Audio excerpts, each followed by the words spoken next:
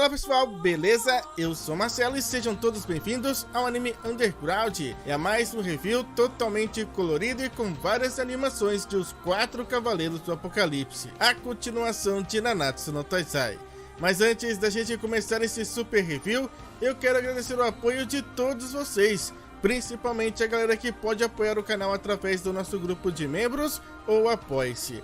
A ajuda de vocês é muito importante para que eu possa continuar com esse trabalho, e a forma de retribuir essa ajuda é com alguns benefícios, como assistir esse vídeo antecipadamente, fora muitos outros, que você pode descobrir acessando Seja Membro ou Apoie-se do canal. E para quem não pode apoiar dessa forma, apoie sempre deixando o seu like e compartilhando esse vídeo com seus amigos. E se você ainda não é inscrito aqui no canal, se inscreve, não custa nada e eu te garanto que você não vai se arrepender. Agora sim, recado dado, bora pro vídeo.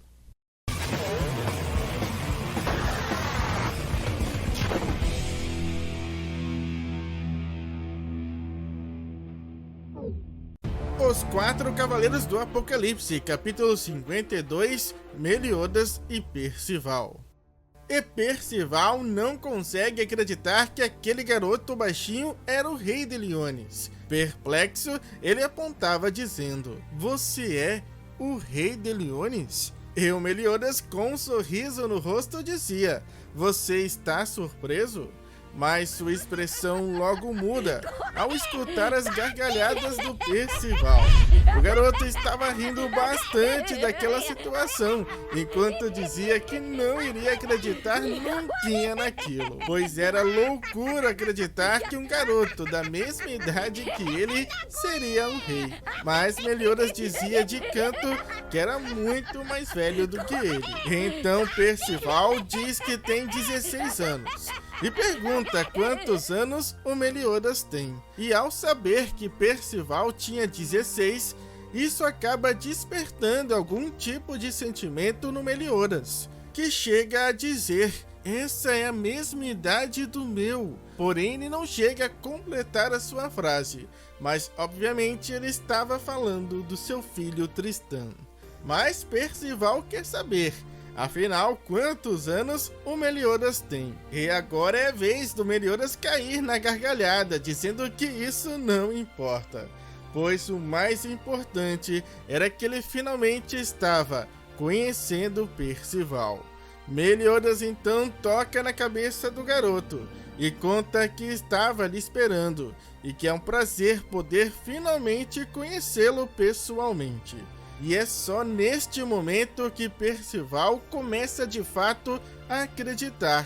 E agora pergunta já num tom mais sério: se Meliodas era realmente um rei, e se foi ele quem ordenou que o levassem para Liones. E diante da mudança de postura do Percival, Meliodas fica sem entender por que ele ficou daquele jeito. E naquele momento, Percival então começa a despejar todas as perguntas de uma única vez. Por que você me trouxe aqui? O que são os Quatro Cavaleiros do Apocalipse? Eu realmente posso destruir o mundo? Como é o Rei Arthur? E por que o vovô teve que morrer? E neste instante, nós percebemos pela expressão e fala do Meliodas que ele não sabia da morte do Bashes. Mas Meliodas diz que esse assunto pode ficar para mais tarde, quando todos estiverem reunidos. E ele então convida Percival para dar uma caminhada com ele. E Percival questiona: "Caminhar com você, o rei de Liones?" Mas com um sorriso no rosto, Meliodas apenas diz: "Pode me chamar apenas de Meliodas." E então eles começam a passear pelo reino. E o primeiro lugar que eles visitam é a clínica gratuita do Hendrickson, onde o Meliodas diz que aquele local é um dos pontos vitais de Liones, que não existe doença que eles não possam curar em um instante. E logo Dreyfus surge cumprimentando Meliodas e reconhece também o Percival, lhe agradecendo por ter curado as suas costas. No entanto, repentinamente, o Randy também aparece empurrando Dreyfus. e ele estava claramente interessado na magia do Percival. E Meliodas conta que Percival estava olhando para dois grandes ex-cavaleiros sagrados, mas o Randy, por sua vez, estava mesmo interessado em saber como Percival arrumou aquele troço parecido com gel que ele colocou nas costas daquele velho, pois ele gostaria de examiná-lo mais uma vez de perto se possível, pois ele não teve muito tempo, já que ele sumiu assim que o Dreyfus ficou melhor, e ele tem até um palpite do que seja, mas precisava confirmar. No entanto, Meliodas tira o Percival dali, dizendo que eles precisam ir para o próximo ponto. E Percival, em pensamento, revela que irá contar para o Naciens assim que puder sobre esta clínica. E a segunda parada deles é a melhor forja de Liones, que segundo Meliodas é a casa de um grande cavaleiro sagrado, embora ele nunca tenha assumido o negócio. E logo Percival reconhece essa história e pergunta se aquela casa seria do Hauser.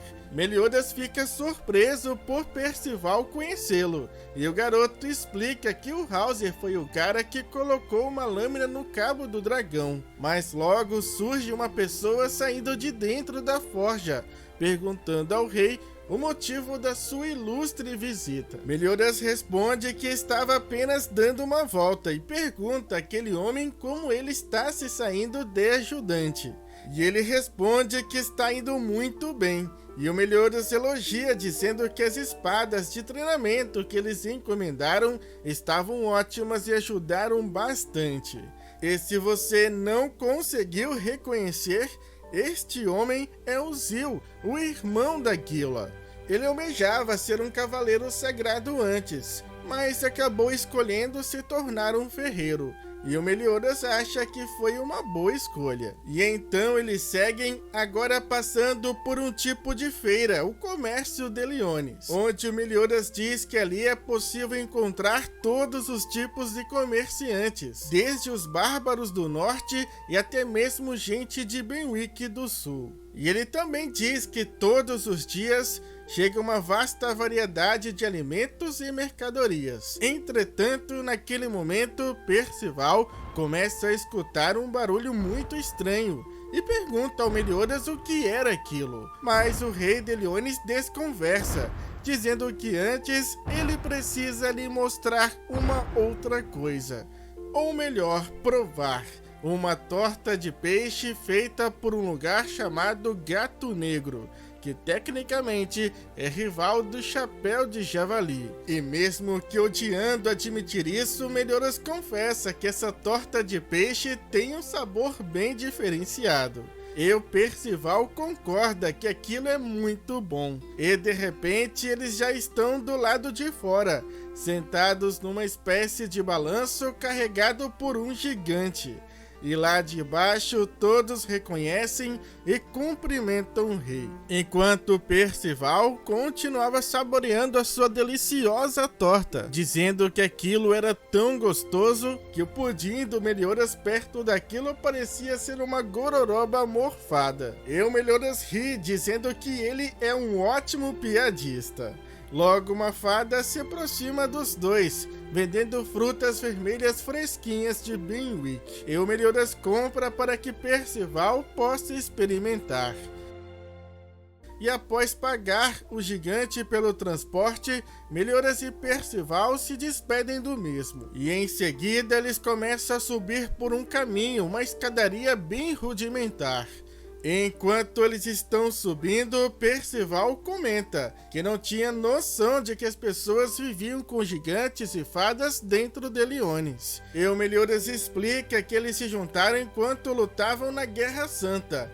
Porém, infelizmente, não há muito deles ali, apesar de todos viverem muito bem ali. Percival então pergunta se tem também alguém do clã dos demônios. E diante dessa pergunta, Meliodas sorri, dizendo que Percival é muito engraçado, pois que tipo de pessoa iria querer viver com os demônios? Mas como resposta, o Percival comenta dizendo que ele não odeia os demônios, pelo contrário, pois ele conheceu alguns que eram muito legais, numa vila chamada Delfleire, e o Meliodas demonstra conhecer muito bem aquela vila. E o Percival segue falando, mas agora na língua dos demônios. Ele diz: eu me tornei amigo de um dos demônios de lá, e um dos meus amigos realmente gostou da cerveja deles também. E se gabando, Percival pergunta ao Meliodas o que ele acha que ele acabou de falar. E o Meliodas então responde, mas também na língua dos demônios. Bem, se você quer mesmo saber minha opinião, eu diria que a cerveja deles ainda tem um longo caminho pela frente. E Percival fica bobo, questionando como o Meliodas sabe a língua dos demônios. E o nosso pecado diz que poderia perguntar também a mesma coisa para ele. E ambos finalmente chegam até o topo daquele local, onde é possível ter uma vista lindíssima de todo o reino de Leones, e até mesmo de fora dele. Inclusive, o Percival nota um pequeno castelo no topo de uma montanha, e o Meliodas explica que aquele castelo é de uma pequena nação chamada Darkmount, liderada por Griamor, um cara que costumava ser um cavaleiro sagrado em Leones. E Meliodas finaliza dizendo que lá é um lugar bem legal. E bem feliz, Percival comenta: nossa, mesmo depois dessa caminhada tão curta que nós fizemos, eu posso dizer com total certeza que as pessoas que vivem dentro de Leones e ao redor devem ser muito felizes. E nós podemos ver o Meliodas com uma expressão feliz, enquanto escutava o Percival dizendo isso. Mas logo ele muda de expressão e conta algo devastador. Meliodas diz: tudo isso irá desaparecer em breve. As pessoas, as nações, a terra, simplesmente tudo. E ao escutar essas palavras, a expressão de Percival também muda. E Meliodas então finaliza dizendo: Percival, você tem que nos ajudar. As palavras de Meliodas têm um grande peso, pois ele só quer o melhor para o povo de Leones, como Percival irá responder ao pedido do rei. Continua no próximo capítulo intitulado Problema Triplo. E acertamos várias coisas levantadas nos nossos 2 últimos vídeos de teoria. E nós continuamos a visita ao reino, desta vez com Meliodas como guia, onde agora a gente consegue ter uma noção melhor da situação de Leones, com algumas referências bem legais para aqueles que já conhecem a história deste Nanatsu no Taizai. E com certeza a gente vai comentar muito dessas referências no nosso próximo vídeo. Mas no geral foi novamente um capítulo muito bonito e poético que concluiu a fase de descoberta e apresentação mútua dos 2 personagens. E considerando o título do próximo capítulo, será que ele se refere aos outros 3 amigos de Percival, Doni, Nassins e Annie, que devem enfrentar algum tipo de problema pessoal dentro de Leones? Ou há 3 outros problemas separados a serem resolvidos? Comenta aí o que você acha que deve ser e também a sua opinião sobre este capítulo. E agora eu quero agradecer ao Márcio, Ítalo, Emanuele, Nicolas, Eduardo e Cauã que fizeram a coloração de todas as imagens usadas neste vídeo. E caso vocês queiram ver outros trabalhos sensacionais desses artistas, o Instagram de cada um deles vai estar aí na tela para vocês. Muito obrigado! E eu também quero agradecer a cada um de vocês. E espero vê-los, claro, no próximo vídeo. Falou, fui, é nóis!